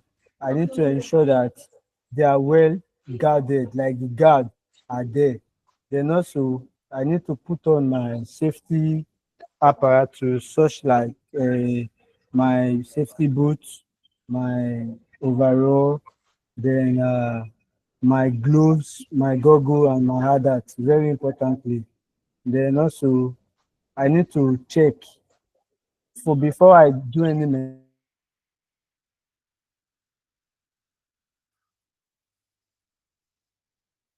All right, Benjamin, we can't hear you again. Yes, your network is out.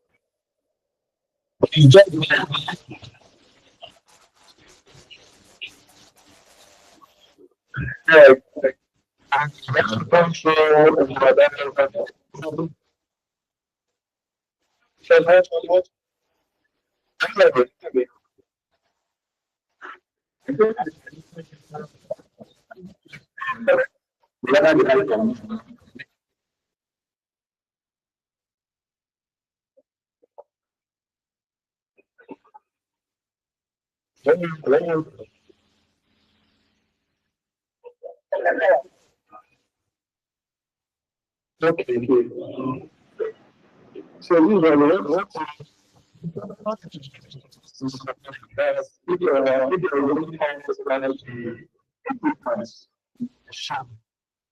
should be able to sign.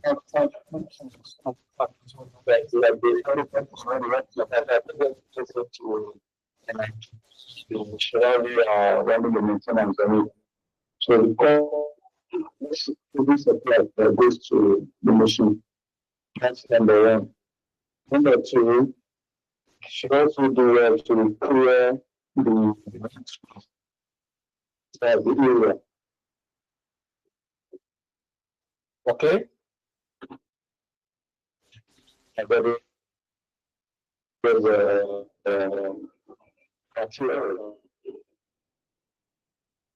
all right. Thank you for your contribution. Thank you for your contribution. Okay, of course, accidents, that's because of industrial accident. Okay. Thank you for your contribution. I really appreciate it. Thank you so much. Abdul Karim, do you still have a contribution?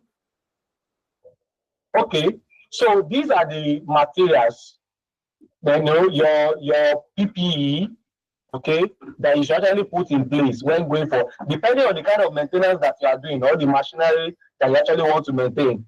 Your hard hats and safety glasses, okay, your ear plugs and ear muffs, depending on the level of what noise, okay, the level of noise. You use your ear plug, you use your ear muff. Your respirators or your dust mask. I remember back then we used what the dust mask. That's what we do because I work in a cement factory. Your safety boots, okay. If you know that the illumination level of where you are working is low, you have to wear your high visibility vest that we call or reflective jacket. In other words, if you are working at height, then if your maintenance is being performed at height, your safety harness, okay, you must actually what? Use it. Your first aid kits, when you are working on your maintenance, make sure that what? You have what? First aid kits, you know, close by in case anybody sustain what? Minor injury, cuts, and all that. Fire extinguishers in case of a fire outbreak, fall protection, your harnesses are actually made mention of that. So all these are very important. I'm still going to talk so much about what the safety aspect. So what is the guideline? Every maintenance engineer must learn about safety. It is very important, and they must be ready to follow it. They must know the right PPE to use, and they must know how to use them. In our safety training, we train people on how to rightly use their PPE. It is very important. It is wrong for you to wear your helmet, you are wearing your helmet backwards or you wear it sideways. Helmet should actually be worn in a way that to protect your head and not just to beautify your head. So it does not matter how you look in your helmet, but what matters is how safe your head is inside your helmet. Like your safety boots. Your Timberland is not a safety boot. That you have a very big shoe that look bogus. It does not represent what a safety boot, because a safety boot is protected. It has it is laced with metal to protect your toes from fall and to protect your foot from anything that can puncture you when you step on it. So it is important that in the maintenance environment, thank you for that contribution. It has to be cleared. You have to tidy up. If there are iron filings and all that, you have to pack them properly because anybody can step their foot on it. So I have all these. Your head protection, either bomb caps. If you go to some food processing company, you will see that the kind of one that they wear is they are like hairnets. That's to protect the integrity of the product, so that there won't be contamination in the process of making it. So all these are very important. So we have it covered. Of course, like we promised, you are going to have this material. So we have it covered. So that will make me to talk about the major aspects when performing the maintenance, which affect the safety, which is part of this process, and that is LOTO. And that's what our contributor, the engineer that just spoke, actually contributed on. That they will actually follow the LOTO process or the procedures, so that there will be the safety of the maintenance guy will be guaranteed. Now, what is LOTO itself? So we use LOTO to actually secure the lives of the maintenance team in such a way that there will not be accidental startup of a machine when they are working on it. We use LOTO to prevent a machine being accidentally started while the people are working on it. Okay, so let me do some analysis. Let me share my whiteboard. Let me do some analysis. I hope you can see this. I hope you can see my whiteboard, right? Yes. Okay. Lock out and out. Now, in most industries, when you want to work on a machine, you already know that this machine, is being powered up. It's using electrical power. It is wrong for you to perform maintenance on a live machine. A live machine means that this machine is still being powered up. So this is a live machine. So then what do? You have to go to the electrical department, or I don't know the procedure in your own company, but in the company where I work, they will come to us in the electrical department and they will tell us that they want to perform maintenance. As an electrical person that is also in charge of this, you dare not go and shut down that machine. You have to first confirm. Is it the preventive maintenance they want to do on the machine, or the machine actually ran to failure, or the machine actually fail on its own, So if it's preventive maintenance, you must have known. If they are using CMMS, electrical guys, they will have access to these CMMS for them to check that it is true, this machine is due for maintenance. You see the advantage of electronic scheduled maintenance. So electrical can actually see it, and what electrical will give you, they will give you a form to actually fill. So in this form, when you fill it, there will be duplicates, just like your bank teller. So there will be duplicates, and these duplicates mean that a copy will be given to you. So you hold it as an evidence. This evidence is against the electrical. I actually came to you to collect line clearance. We call it line clearance. So you, as the personnel that want to go and work on the maintenance, you need to hold this paper. A copy will be with you. In this paper, what would they write there? The machine you want to go and maintain, your own name, the name of your department where you are from, and the duration you will use on the maintenance. It is very important. You can't do maintenance forever. If it's 1 hour, it must be specified. If it's 2 hours, it must be specified, so that you know what, how long you have to work on what, maintaining what, that machine. It is very important. So it will be specified. The time you are going to use on the machine will be what, specified. And then you hold what, your own copy of the paper. So the other copy, okay, there will also be a duplicate that will remain. You know, it's just like a bank teller, the way you tear it out, the way you give people what, invoice, okay, or you give people what, receipt, and then you are keeping some duplicate with you that is what, an evidence. So the electrical guy will follow you to the machine, and it is compulsory. I don't know the procedure, but the practice and the standard is that what, do collect that paper and go and start your job. No, follow him to the what, to the breaker or the circuit breaker of that machine. So in your presence, they are going to power this off. This is the power source. They will power it off.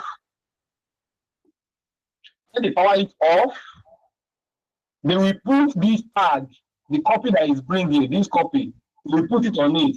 This tag shows that what, men at work, or so electrical guys at work from so time to so time. So the paper is there, so that anybody that comes to this breaker, they will see this paper there, that people are working on it. Now what happens?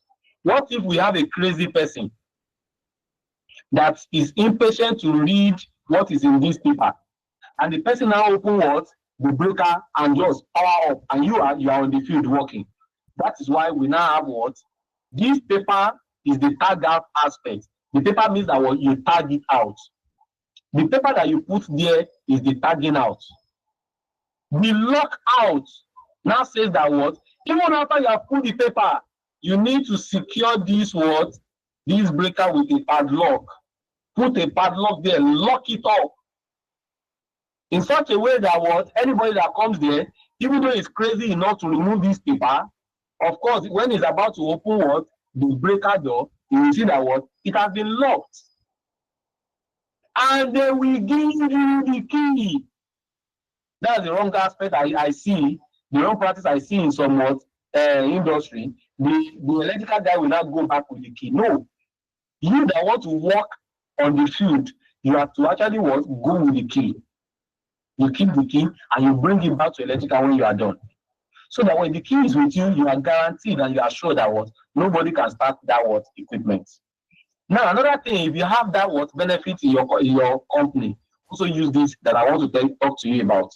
Now, when you go to the field, you will see the push button to start what, machine. It is really big. So this is actually what, the green one, which is to start. This is what, the stop, and this what is the emergency. If your company is fully automated like the one I've worked with, you know, most of the companies where I've worked, they are fully automated. It means that what, they do not have to come to this what, to this push button. They don't have to come there. Somebody just sit down there in the control room. They sit in the control room and power up what, this machine. You know, distance starts. They will start it from a distance. So what happens when you come for maintenance? As an electrical person or as a mechanical person or whoever, as a maintenance engineer, when you come to the field, even after you have taken what, the line clearance, they have padlocked it, they have done everything. Please, when you come to the field, make sure you activate this emergency what, switch, this emergency button. You know the use of this emergency button, it means that even if they want to power it up at the control room, the machine will not start. This actually cut off what, electrical supply to this machine. Is an emergency what, button. But the only fault that many maintenance guys normally have across industry is that when they are not done with the maintenance, many of them will forget to release this emergency button. And it will eventually lead to downtime. Because by the time you did not release this what, emergency switch, and the control guy in the control room is not ready to start, they will have programmed it that what, this machine must start by what, maybe 8 p.m. Imagine you want to start by 8 p.m. you will be seeing the error. Error will be beeping on its own system, showing that what there is an emergency switch already activated on this machine. The time that you will use when they call what your department, please, so the machine that you maintained, you forgot to actually what release the what emergency switch. The time you will use to run from your office, because in most cases, especially if you work in a large what factory, I work in a large factory, where it will be if you are going from one line to another line, it's as if you are traveling, even within the factory. Especially if you do not have what operation vehicle. The time you will use for your department to go and release this emergency switch, trust me, you have used 10 minutes. That 10 minutes will be recorded to your department. That time. You are the one that caused that time. And you know the meaning that what you have lost. So, but all this actually help you. If you activate the emergency switch, remember to actually what release it in case when you are done. So, this is how actually what Lotto actually works. So you log out, you tag out. You must tag it, and then you must also lock it. And then personnel must be trained. They must be trained on how to carry out. Okay, the personnel must be trained on how to carry out what Lotto plus what industry is very, very important. Let me share this now. If you understand what Lotto is now, please, you can give me thumbs up. Give me thumbs up if you understand what it is now. Good, good. So if you have been doing it wrongly, please make sure that what you care so much about your own life, and then you go and correct it.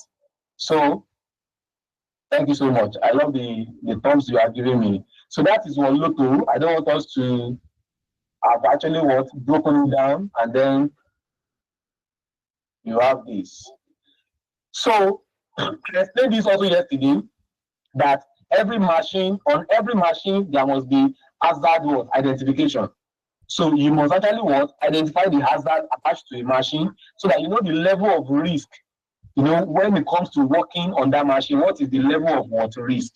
Now, in calculating the risk aspect of a machine, you have to assess what is the probability that the harm from that machine will occur, and if the harm from that machine occur, what will be the severity? Let me give you an example. Okay, I will use one person to assist me with this. One person that wants to volunteer. Don't worry, you are not doing anything for me. It's just like you are just backing up. Anybody that wants to signify to be my partner on that? Mr. Moderator,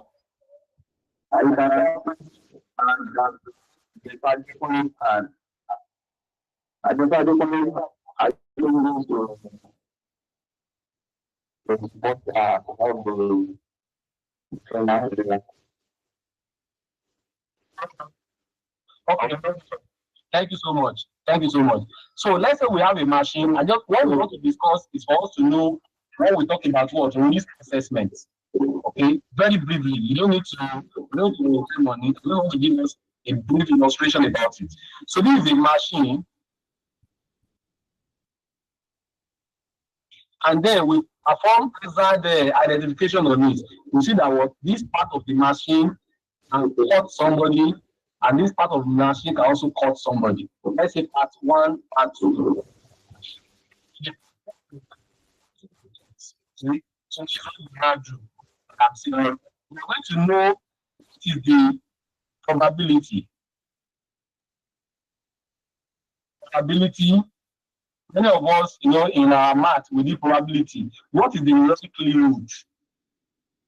We know that this thing can cut somebody. But what is the likelihood? What is the percentage assurance that it will eventually cut that person? And now, if it cuts the person, what will be the severity? How severe will it be? Okay. You with me? So we rate probability from in percentage, or we can say from 0 to 1. 0 point something to 1. Let's just say percentage. Let's say the percentage that was this one is a cut. Both of them, they are cuts. The harm that they can cause is of cuts. Okay. This one is 60%.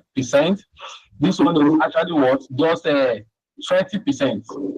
This cut can also happen, but this one, 60%, we know that what if you cut the person that is operating the machine, do 20% that, oh, you cut the person.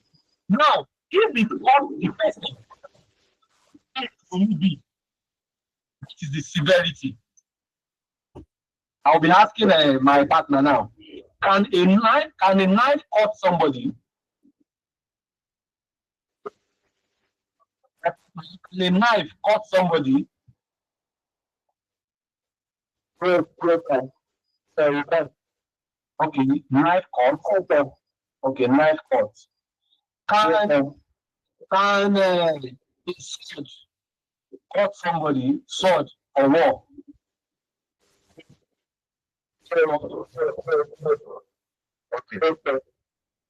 If they give you, none is good. If they give you a tight option, which of the cuts will you rather go for?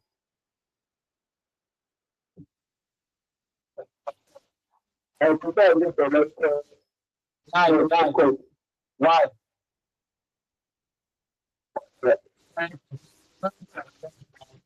Bless you. Yes. If the cut happen, which one will be worse? A blade can cut somebody, or when blade cut somebody, it is different from when knife cut somebody. It is when knife cut somebody, it is different from when cutlass cut the person. When cutlass cut, it is different from when sword actually was cut. So you must talk about the severity. And we use the word low, or we use what? Medium or high. Let's say in this case now we say that what? So in this place, it really shows that what the probability is high, right? But when it will eventually happen, it will be low. In this case now, you can say, let the person wear what? A PPE. Maybe she use what? Hand glove. I'm getting the point. Assessment to pick what will be our solution on the machine. Can we work with the machine, or we just have to write off this machine? It is the risk assessment that will show us that. Even the probability is what? Is high. But the what severity is what? Is low. We can tell the personnel to actually what? Wear PPE. Is that not so? We know that what? It is just a little cut. And if you wear your hand glove, definitely it will not actually what? Pierce into your skin. That one is noted, right? But look at this one, 20%. 20% is still considerably what? High. But when it happens, let's say this kind of high, the severity is that what? It may chop off the hand of the person. Wherever the contact of the person, whatever the body of the person that made contact with the machine at that time, it will actually what? Cut it off. You see the severity. That is high. And that's what we'll now be talking about what? Hazard control. So the risk we actually will let us to know that what? Okay, fine. Which of the hazard control should we actually what? Apply? And hazard control looks like what? A cone. Okay? You travel down to narrow down. The first one is what? Elimination. The next one is substitution.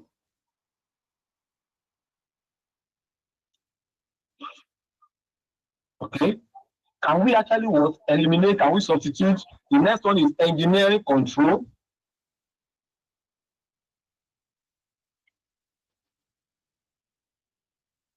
Okay. If we cannot do that, can we use administrative measure? Administrative measure. Or can we just use our PPE? So depending on what you actually have on ground, there are some level of what hazards that when you do the risk assessment, you cannot go ahead. So that kind of machine may be very dangerous to the what? To the environment. And then we have to what? Eliminate. So we check the hazard if we can what? Eliminate it. Elimination means that what? Can we avoid it? That part that is so dangerous, is there any way we can eliminate it? In most cases, it is what? It is, almost not practicable to eliminate hazards. Or to eliminate all hazards. It is almost what? Not practicable for you to be able to eliminate all hazards when it comes to a machine. There will still be what? Hazard. But one thing that if the risk assessment is showing us that what? The severity is high, the probability is high, then we have to substitute that machine. Substitution means that what? We have to find another machine, another type of machine to use. And I told you of the company where I work, where they have to change all their generators. They have a reason for it. It may be economical reason, okay? Because it's also hazardous to us to be spending too much, to be wasting power. Perhaps maybe the machine we are using before always, have a lot of rotating parts. They always generate high friction, and it's consuming lubricant and all that. And then we have to find another machine that can consume less. That is substitution. We substitute it. Engineering control is that what? If the heat is one that is too much in the machine, can we get some cooling fan? I've seen in some industry, even though it's not the right practice, some electric motor that they have run them for a very long time, and now they are now overheating. You will not see them. Some of us here that have seen such before, they will just be laughing under it. They will not carry all this aux fan. They will not power aux fan and center it. This is not in the manufacturer. It's not in the specification of the manufacturer. But because they still need that electric motor in that session, and they are not ready to shut it down or replace it, they will not carry aux fan. So that to be blowing it, to reduce the heat level. It's part of engineering control. The cooling fan is part of engineering control. If you see a rotating part that maybe is exposed, you can build a guard around it to cover it, such that the hand of the operator will not be trapped inside. That's still what engineering control. Administrative control is by you implementing some policies. Like we are mentioning about Lotto. Lotto is a policy. The company are so strict with it. Wearing of your PPE is a policy.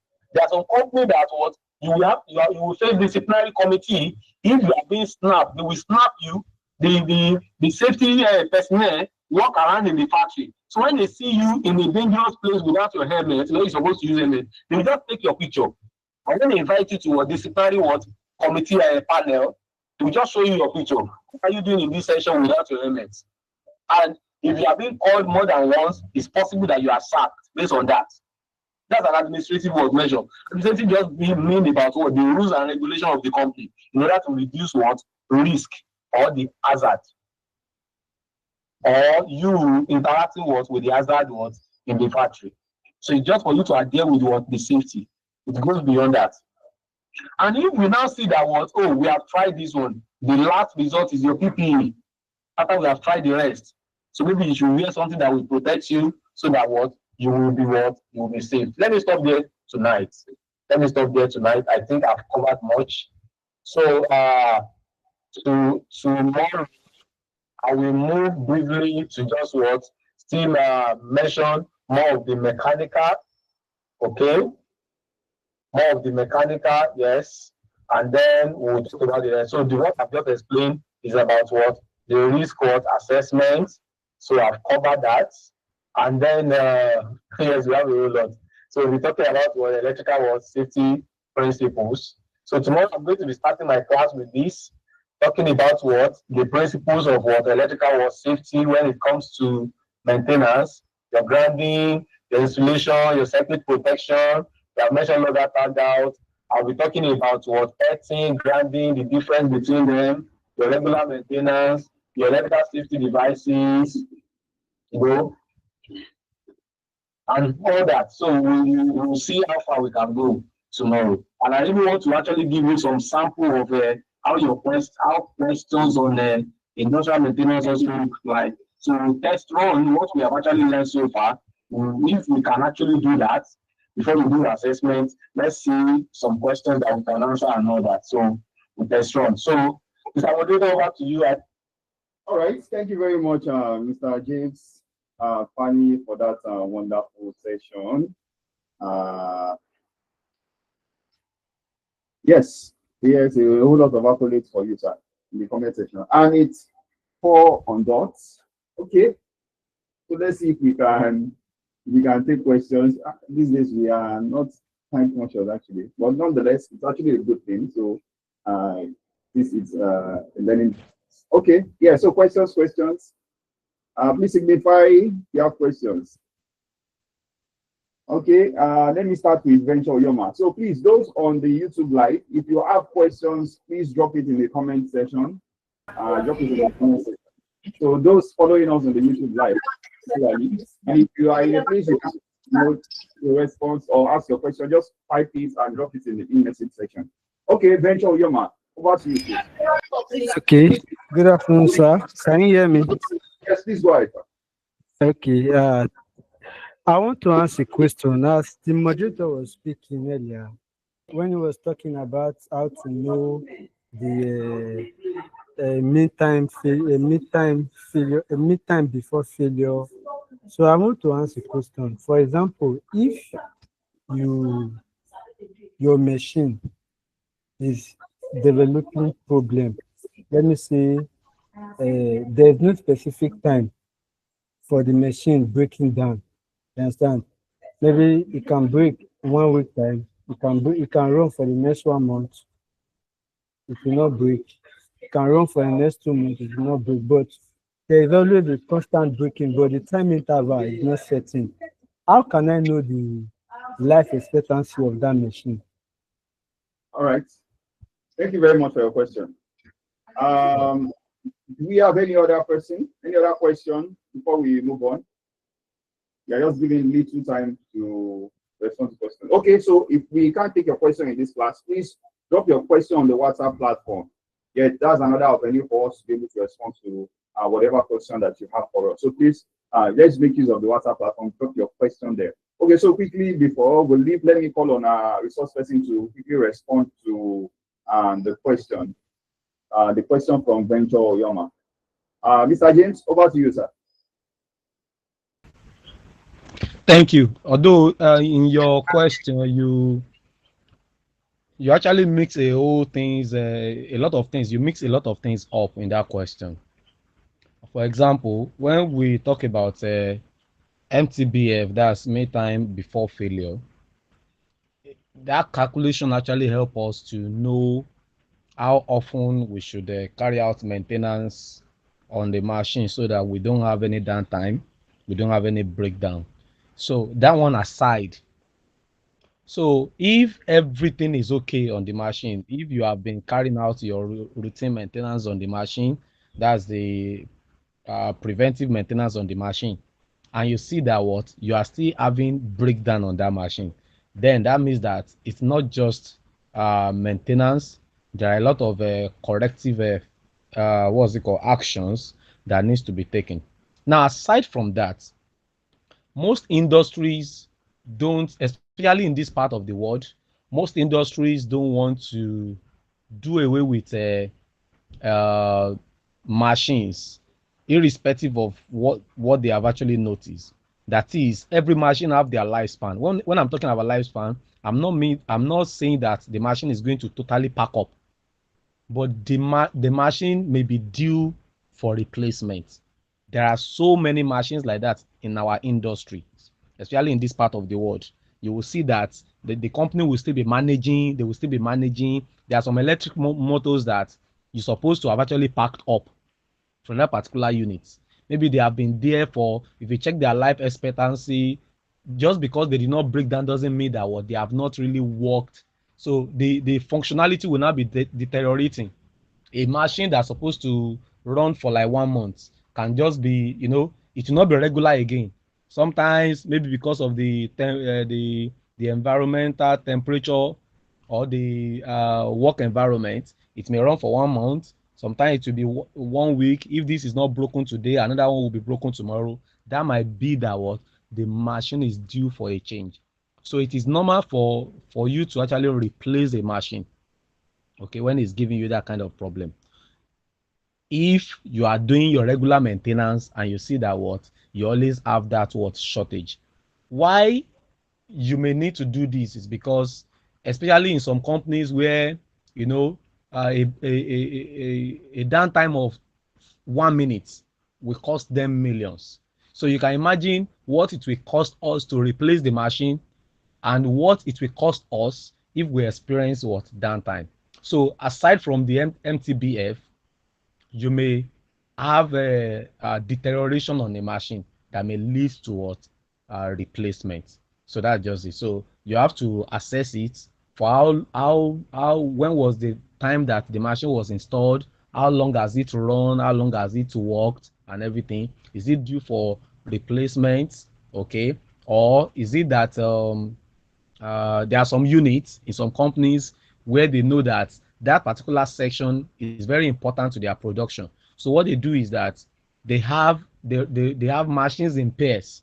If it's an electric motor, so they have it in pairs in the sense that just the same way your kidney actually function.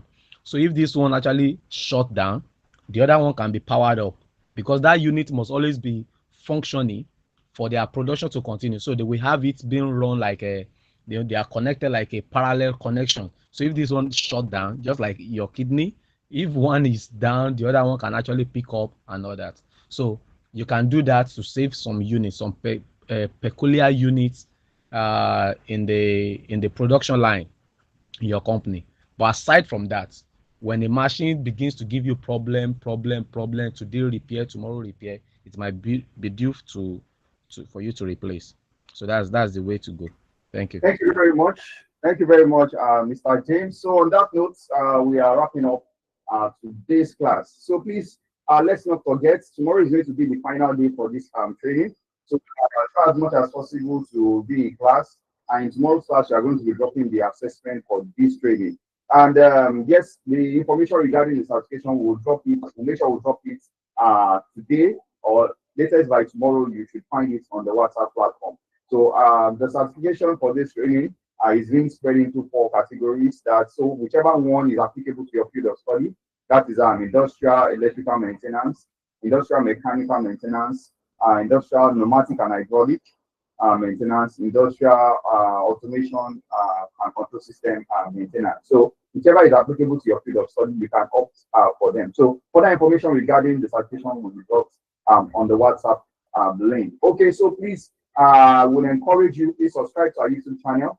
We have loads of videos, training videos on that channel that you can benefit from. Trainings that cut across project management, human resource management, trainings that cut across operational safety and health. We have them on that platform. So just go through them. Yes, they are not going to be free, to be open for so long, but you can still have a very good access to them. And subscribe to our YouTube channel so that you'll be able to have updates or prompt alerts when we drop or when we have a scheduled training like this. Okay, so thank you very much, everyone. So before we leave, Lukman Ahmed, can you please give us the feedback of this class before we dismiss? Lukman Ahmed, can you just give us the feedback of the class so far? Lukman Ahmed, can you hear me? Okay. Yeah, I can hear you, sir. Okay, thank you very much. Okay. Yeah, go ahead, please. Let's have your feedback. Yes, sir, I can hear you, sir. Hello? Yes, have your feedback of the class, of this class so far. Okay. Yeah, actually, I really enjoyed the program. The training is very, very interesting. Yesterday, I can't be able to join the group based on my work. So today, I tried to schedule time for the training. So what I've learned today, I'm really happy on this. So about the safety aspects, about the electrical, all those hand tools, all the things you mentioned. So very, very okay by me, sir. Okay, thank you very much. Yes, we appreciate your feedback. Okay, so on that note, many thanks to those who joined us via the YouTube channel, Engineer Fideli, Eddie Kenty, Daniel Harry, Michael Akato, and many others. Yes, we appreciate your presence as well. Okay, so let's make it a date tomorrow as well. Tomorrow, same time, same classroom link. We are going to be using the same classroom link. It's only the YouTube link, YouTube live link we are going to be dropping on the WhatsApp platform. Okay, but so till then, please do have a restful evening. Bye bye, everyone. Thank you, sir. All right. Thank you very much. Yeah, goodbye. Thank you.